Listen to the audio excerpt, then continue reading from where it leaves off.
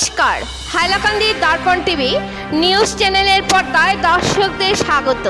দর্শকদের জন্য এই মুহূর্তে একটি বিশেষ সংবাদ খবর পড়ছি আমি মাহিপাল। পঞ্চায়েত নির্বাচনের দিন ঘোষণা হতেই হাইলাকান্দিতে উপস্থিত রাজ্যের মন্ত্রী কৃষ্ণেন্দু পাল। বৃহস্পতিবার ভারতীয় জনতা পার্টির হাইলাকান্দি জেলা কমিটির ব্যবস্থাপনায় আসন্ন পঞ্চায়েত নির্বাচন নিয়ে এক সাংগঠনিক সভার আয়োজন করা হয়। জেলা বিজেপির সভাপতি কল্যাণ গোস্বামীর সভাপতিত্বে আয়োজিত সভায় উপস্থিত ছিলেন অসমের মন্ত্রী তথা অসমের পঞ্চায়েত নির্বাচনের ইনচার্জ এবং হাইলাকান্দি জেলার অভিভাবক মন্ত্রী কৃষ্ণেন্দু পাল। প্রথমে ভারত মাতা ও আম্বেদকরের প্রতিকৃতিতে পুষ্পার্ঘ অর্পণ করে সভার কাজ শুরু হয়। তারপর মন্ত্রী পাল সহ বিশিষ্টদের উত্তরীয় দিয়ে বরণ করেন জেলা বিজেপির কার্যকর্তারা। আজকে সভার মূল বিষয় ছিল আগামী পঞ্চায়েত নির্বাচনের দলীয় কার্যকর্তাদের ভূমিকা এবং সরকার প্রদত্ত বিভিন্ন প্রকল্পের সুষ্ঠু বণ্টন, যাহা ইতিমধ্যে সরকার দ্বারা ঘোষিত হয়েছে। এছাড়াও মন্ত্রী পাল ও দলীয় কার্যকর্তা সহ মিত্র জোট অসম গণপরিষদ দলের কার্যকর্তাদের সাথেও পঞ্চায়েত নির্বাচনের রণকৌশল সহ বিভিন্ন গুরুত্বপূর্ণ বিষয় নিয়ে আলোচনা করেন। হাইলাকান্দি থেকে সিপ্রিয়ান ডায়েসের রিপোর্ট। পরবর্তী খবর পেতে হাইলাকান্দি দর্পণ টিভি নিউজ চ্যানেলটিকে একটি লাইক ও ফলো করে পাশে থাকুন। ধন্যবাদ।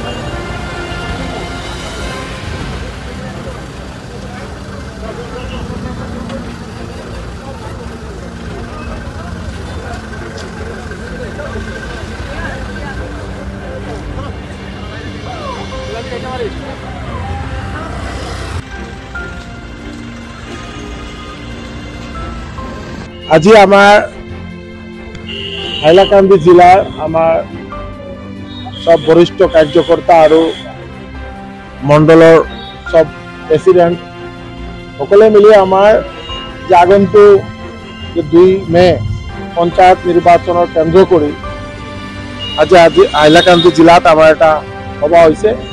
আর এই সভাখনত আমার যে কেনেকা আমার নির্বাচনত আমার প্রার্থী কোন কোন জায়গা, কারণ আমার যেহেতু এজিপি আমার মিত্র জোট আছে, তো এজিপির লগতো একটা মিটিং হয়েছে। আমার একটু মিউচুয়ালি এমিকেবলি আমরা কত কোনে থিয় হব এইটো ঠিকঠাক কৰিব। তাৰপিছত এইটো ইয়াৰ পৰা এইটো লিষ্ট গুৱাহাটীত যাব। Guwahati state election management committee ভাৰতীয় জনতা পাৰ্টি বা মিত্ৰজোঁটৰ আমাৰ যিটো আছে তাৰ পৰা সিদ্ধান্ত হ'ব কোনে ক'ত টিকেট পায়। তাৰ কাৰণে ইয়াত এটা মানে ফাৰ্ষ্ট আজি এটা মিটিং হ'ল, খুব ভাল হৈছে। আৰু সকলোৱে যিটো মানে আগ্ৰহ দেখিছোঁ আৰু যিটো মানুহৰ উৎসাহ যে পঞ্চায়ত নিৰ্বাচন লৈ মানে হাইলাকান্দিত এইবাৰ ভাৰতীয় জনতা পাৰ্টিৰ মিত্ৰজোঁটৰ এটা ভাল জয় জয়কাৰ হ'ব, এইটো আমাৰ এটা বিশ্বাস। যোৱাকালি আপোনালোকে দেখিছে কাছাৰ জিলাতো আমাৰ সকলো কাৰ্যকৰ্তাৰ লগত বহি মিটিং হৈছে আৰু কাছাৰ জিলাতো ভাৰতীয় জনতা পাৰ্টিৰ অৱস্থা খুব ভাল। আৰু গোটেই বৰাক উপত্যকা বা গোটেই অসমতেই আপোনালোকে দেখিব আমাৰ মাননীয় মুখ্যমন্ত্ৰী মহোদয়ৰ ওপৰত গোটেই অসমৰ ৰাইজৰ এটা বিশ্বাস বা এটা মানে আবেগ আছে ভাৰতীয় জনতা পাৰ্টিৰ ওপৰত। আৰু আপোনালোকে দেখিব যে 11 মে যিদিন কাউণ্টিং হ'ব গোটেই অসমতেই জয় জয় মই ভাৰতীয় জনতা পাৰ্টিৰ জয় হ'ব, তাতে আৰু কোনো সন্দেহ নাই। উন্নয়নৰ বিকাশ প্ৰত্যেকটা ক্ষেত্ৰত প্ৰত্যেকটা সেক্টৰ আপোনালোকে দেখিছে যে আজি মহিলা উদ্যমিতা যে আমাৰ প্ৰত্যেকটা SHGৰ আমাৰ মা দিদি সকলে যাতে নিজৰ ব্যৱস্থাত আত্মনিৰ্ভৰ হ'ব পাৰে, তাৰ কাৰণে মাননীয় মুখ্যমন্ত্ৰী মহোদয়ে যিটো আঁচনি হাতত লৈছে, আমাৰ ছাত্ৰীৰা যাতে ভালকৈ পঢ়া শুনা কৰিব পাৰে তাৰ কাৰণে নিযুত মইনা বা আমাৰ অৰুণোদয় যাতে প্ৰত্যেকটা সমাজৰ প্ৰত্যেকজন ব্যক্তি যাতে ভালকৈ খাব পাৰে, ভালকৈ থাকিব পাৰে। প্ৰধানমন্ত্ৰী আৱাসৰ ঘৰ আকৌ একবাৰ জিঅ'টেক হৈছে যে এইবাৰ GRS GPC নহয়, এইবাৰ নিজে সেল্ফ জিঅ'টেক কৰিব পাৰে। তাৰ কাৰণে এই ব্যৱস্থা হাতত লোৱা হৈছে যাতে কৰাপশ্যন ফ্ৰী আৰু প্ৰকৃত বঞ্চিত মানুহ যি মানুহ আছে সি যাতে তেওঁৰ নাম যাতে লিপিবদ্ধ হয়, তাৰ কাৰণে উদ্যোগ লৈছে।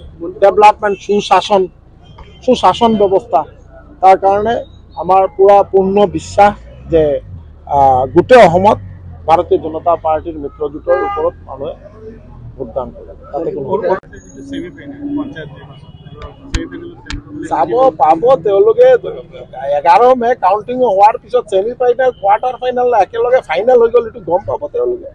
আগতে তেওঁলোকৰ মেইন ফেক্ট হৈছে তেওঁলোকে কংগ্ৰেছৰ ভৰিটো মাটিৰ লগত কানেক্টেড নহয়, ফ্লাইং তেওঁলোকে ওপৰে চলি আছে। সেইকাৰণে তেওঁলোকে ক'ব নোৱাৰে ৰাইজে কি বিচাৰিছে, ৰাইজৰ কি দুখ কি মানে কৰিব লাগে, ৰাইজৰ কাৰণে কি কাম কৰিব লাগে, মানে গ্ৰাউণ্ড ৰিয়েলিটি তেওঁলোকৰ হাতত নাই। সেইকাৰণে তেওঁলোকে এইবিলাক কৈ আছে। আপোনালোকে দেখিব গোটেই অসমত কংগ্ৰেছেতো লাষ্ট পাৰ্লামেণ্ট ইলেকশ্যনৰ এই কৰিমগঞ্জ পাৰ্লামেণ্ট চিটটো তেওঁলোকে দাবী কৰিছিলে, দিছে নেকি? দিয়া নাই। ভাৰতীয় জনতা পাৰ্টিৰ জয় হৈছে, তাতে মাননীয় মুখ্যমন্ত্ৰীৰ ওপৰত পূৰ্ণ আস্থা আছে। তাৰ কাৰণে গোটেই এই কৰিমগঞ্জ পাৰ্লামেণ্টাৰী কনষ্টিটুৱেঞ্চি গোটেই ৰাইজে ভোটদান কৰিছে ভাৰতীয় জনতা পাৰ্টিৰ ফেভাৰত। এইকাৰণে আপোনালোকে দেখিব পঞ্চায়ত নিৰ্বাচনত ৰেজাল্ট সেম হয়। Okay, thank you. কংগ্ৰেস লৈ আমাৰ লগত কথা পাতি লাভ নাই।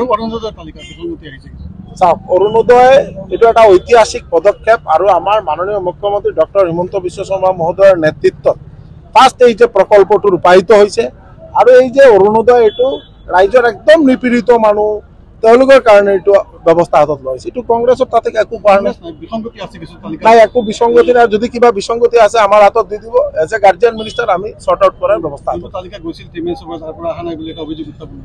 নাই। এনে নহয়, এইটোতো অলৰেডি গভৰ্ণমেণ্ট অফিচিয়েলছ আৰু 3 মেন কমিটি তেওঁলোকে মিলি এইটো কৰিব। যদি কোনোবা মানুহে ইলিগেলি কিবা কাম কৰিছে এইটো একশ্যন হ'ব। তাতে